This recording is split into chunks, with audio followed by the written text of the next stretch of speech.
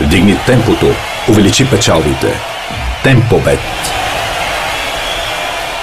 На преварата. Даниел Младенов получи топката в наказателното поле, опитва удар. Даниел Младенов отдясно. Младенов добро центриране, Арш, и това е гол за Левски. Не може да центрира достатъчно добре в този си случай. Той направи всичко перфектно, качи топката на главата на Арш, а холандеца подобни позиции рядко пропуска, както видяхме и в първия мат. С надежда някой просто да сече топката. Точно така става Пламен Илиев. Първи случай, в който не се ориентираха добре футболистите на Левски. Атака за Спартак Търнава. Томачек ще може да стреля и това е 1-1. Закъснява центрирането, рикошира в кръка на Риск. Опита се Грин. Димов скача, не успя да избие. Не е много убедителна намеса и на Риск. Рикошет и късмет за Левски. Кан ще успее да мине покрай Грин. Мирослав Кархан в наказателното поле пада и това е Дуспа.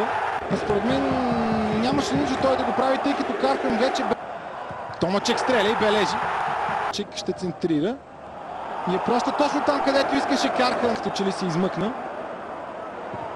Удар. Гаджев може да стреля. Хубав удар на Гаджев. В поле вече Гого, ако освобождава си пространство за удар.